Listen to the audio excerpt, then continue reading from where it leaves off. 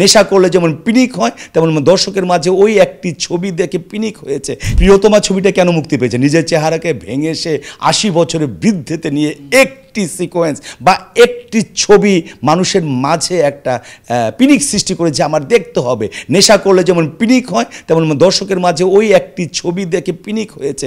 যে সাকিব খান, যাকে সুদর্শন দেখি, যে সুন্দর মেকআপ নেয়, মেকআপ ছাড়া আসে না, সে তখন এই গেট আপ নিয়েছে, এরপর কিন্তু সিনেমা হিট। এবং যদি সে এই দেবদাসে এই চেহারাটা ভাঙতো, যখন সে মদ খাচ্ছে, খোঁচা খোঁচা না, সে ফ্রেশ, তখন এর জন্য তাকে নেয়নি। আর সে যে কত বড় মানুষ এখন আপনাকে বলি, আমরা যখন তখন গিয়েছি 3 দিনের জন্য শুটিং করতে। আমরা গিয়েছি হলো এমপি ফিরোজ রশিদের গ্রামের একটা বাড়িতে, একটা রাজকীয় বাড়ি, সেখানে আমরা শুটিং করেছি ওদিকে। সেখানে আমরা যাওয়ার পর, মানে বিশেষ করে শাকিব খান এবং মৌসুমী অপু বিশ্বাস যাওয়ার পর মানুষে লোকারণ্য হয়েছে।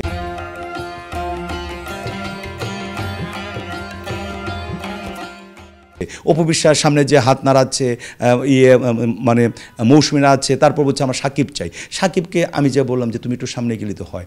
পীরজাদা ভাই, আমাদের মানুষ পয়সা দিয়ে দেখে, আমি নাটকের অভিনেতা না। এটা নাটকে সে কটাক্ষ করে নেই, নাটক আপনার পয়সা দিয়ে দেখতে হয় না। আমরা সিনেমা, আমাদের পয়সা, আমি যদি সবার কাছে ভাত মাছ হয়ে যাই তাহলে তো দর্শকরা আমাকে দেখবে না টিকিট কেটে সিনেমা হলে গিয়ে। এখন কিন্তু সাকিব সেটা করছে। আর সাকিবের মহানুভবতার একটা কথা বলছি, সেখানে গেলাম, সেখানে 3টি রুম আছে, মানে এসি, বাকিগুলো নন এসি।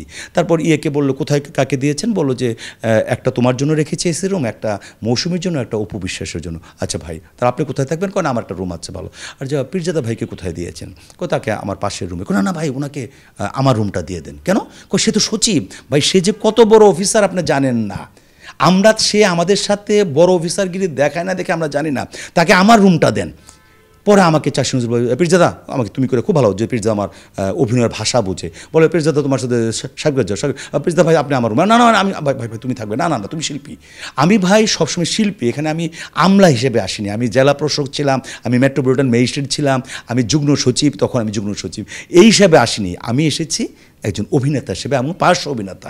এই যে মহানুভব, যার হৃদয় এত বড়, সে হিট করবে নাকি যারা বেশি গর্ব করে তারা হবে?